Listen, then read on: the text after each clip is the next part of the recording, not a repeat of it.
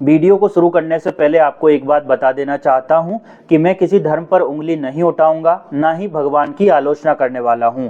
लेकिन धर्म के नाम पर हमारे नेताओं ने, धर्म गुरुओं ने, सामंतों ने पाखंडवाद और जो अंधविश्वास हमारे मन में डाल दिया है, केवल उसी की बात मैं करने वाला हूं। दोस्तों, आपने ये तो हमेशा सुना ही होगा कि हम जो सोचते हैं, जो करते हैं, धीरे धीरे वैसे ही बनते चले जाते हैं। मनोविज्ञान का सिद्धांत भी यही कहता है कि रोज रोज जिन चीज़ों को आप दोहराते हो वो आपके जीवन में उतरती चली जाती है। अब आते हैं दोस्तों मेन टॉपिक पर। देखो भाई, अगर मनोविज्ञान की बात को हम सही माने तो जो आरतियां हम लोग गाते हैं, जो भजन हम लोग गाते हैं, वो हमारे भाग्य का निर्माण नहीं बल्कि हमारे भाग्य को पीछे धकेलने का कार्य कर रहे हैं। जैसे अगर हम बात करें एक आरती की, ओम जय जगदीश हरे, उसमें दोस्तों एक पंक्ति है, मैं मूर्ख खलकामी, यानी हे ईश्वर, मैं अज्ञानी हूँ, मेरे कर्म और विचार दुष्ट हैं और मैं सांसारिक इच्छाओं और वासनाओं में फंसा हूँ। और हम रोज इस बात को दोहरा रहे हैं कि भाई मैं वासनाओं में फंसा हूँ, मेरे कर्म और विचार खराब हैं। तो ऐसी स्थिति में क्या भगवान और ब्रह्मांड आपको सहायता करेगा या आपको पीछे धकेलेगा? इतना ही नहीं, जब हम रोज रोज अपने आप को मूर्ख शब्द बोल रहे हैं तो आप फिर मूर्ख ही बने रहोगे ना, अगर हम मनोविज्ञान की बात को सही माने तो। क्योंकि मनोविज्ञान तो यही कहता है कि जैसा आप सोचोगे वैसे ही आप बनते चले जाओगे। अगर हम मनोविज्ञान को सही माने तो आप बुद्धिमान और विद्वान कैसे बन सकते हो? क्योंकि आप तो इसी तरह के शब्द डेली पूरे मन से बोल रहे हो। आप खुद बोल रहे हो कि मैं वासनाओं में फंसा हूं, तो भैया आप बाहर कैसे निकल पाओगे? दोस्तों, हम पूरा जीवन भजन और आरतियां गाते हैं बिना ये सोचे कि उसे किसने लिखा, कब लिखा, उसका आखिरकार उद्देश्य क्या रहा होगा। और इस तरह की आरतियां गाते हमारा पूरा जीवन निकल जाता है, लेकिन बदलता नहीं। आप कोई भी भजन गाओ, जैसे एक भजन है उसमें कुछ पंक्तियां हैं, मैं दीनहीन हूँ। अब प्रश्न ये उठता है, क्यों? आप अपने आप को दीनहीन क्यों समझ रहे हो? भगवान ने तो ऐसा कभी नहीं बोला कि तुम अपने आप को दीनहीन समझो। तो दोस्तों, फिर क्यों वो बीज आप अपने अंदर बो रहे हो? क्यों आप वो महसूस कर रहे हो?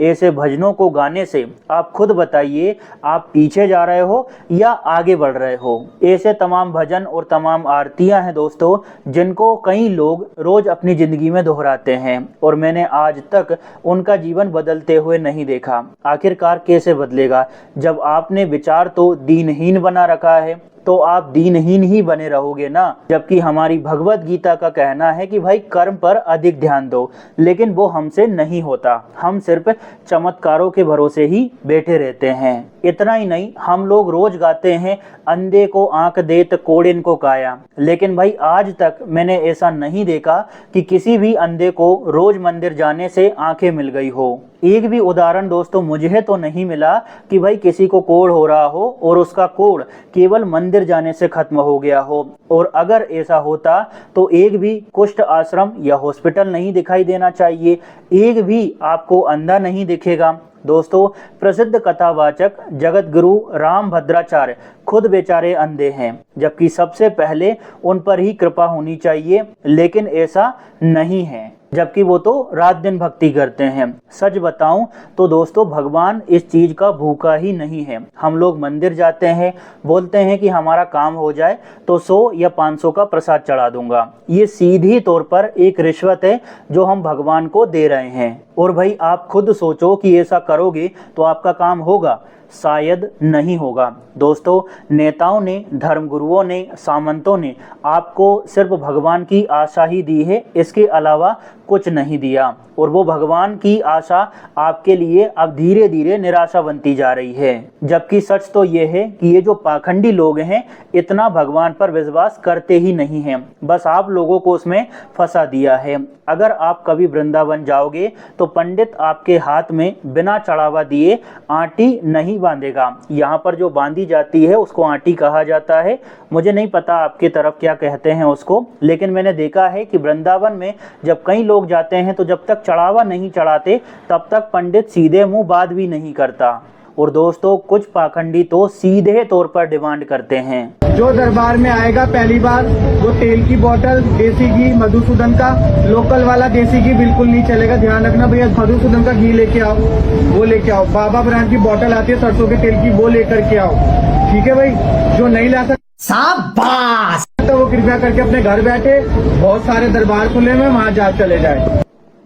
और फिर हम भगवान के नाम पर इनके पाखंड का शिकार बन जाते हैं। जबकि दोस्तों अगर हम हमारे पुराने सिद्धांतों को देखें या हमारे सनातन धर्म का कोई भी मर्म देखें तो हर धर्म का एक ही कहना है कि मैं ही ब्रह्म हूँ, मेरे अंदर ही सब कुछ है और मुझे ही सब कुछ करना है। Believe in yourself is the most powerful weapon. दोस्तों ये सबसे बड़ा हथियार है। जैसे ही आप ये रोज दोहराओगे यह एक्टिव होना शुरू हो जाएगा और आप सत्य की ओर चलना धीरे धीरे शुरू कर देंगे। कुछ समय बाद आपको खुद ये लगने लगेगा कि मुझे किसी से डरने की आवश्यकता नहीं है। और अक्सर आपने देखा होगा कि जो व्यक्ति बहुत ज़्यादा धार्मिक होता है ना, वो इतना डरपोक होता है कि हर चीज़ में सिर्फ वो रोता ही रहता है। आप कहीं भी देख लो, किसी भी धार्मिक स्थल पर गरीब दीनहीन मंदिरों के बाहर केवल रोते ही दिखेंगे, क्योंकि वो भावनात्मक रूप से इतने कमजोर हो जाते हैं कि उन्हें केवल रोना ही आता है। और दोस्तों धर्मगुरु इंसान को भावनात्मक रूप से इतना कमजोर बना देते हैं कि फिर व्यक्ति दूसरे का सहारा ढूंढने लगता है। और यह सहारे वाली बात जो है ना, यह आपको हमेशा के लिए कमजोर बना देती है। एक बात फिर से कह देना चाहता हूँ कि भाई भगवान कभी भी नहीं कहता कि मेरे ऊपर प्रसाद चढ़ाओ। भगवान सिर्फ आपके भाव का भूखा होता है। आप मंदिर जाइए, प्रार्थना करिए, उनको धन्यवाद करिए कि आपको मनुष्य का जीवन दिया है, आपको वो सब कुछ मिला है जो पाने के लिए कई लोग जीवन भर तरसते हैं। देखिए दोस्तों, भगवान हमारे माता पिता हैं और माता पिता तक पहुंचने के लिए, उनसे संपर्क करने के लिए किसी माध्यम की या तीसरे व्यक्ति की आवश्यकता नहीं होती। आप सीधे तौर पर उनके समक्ष अपनी बात रख सकते हैं। दोस्तों सकारात्मक रहिए। ईश्वर अपनी संतानों का कभी भी बुरा नहीं चाहता है।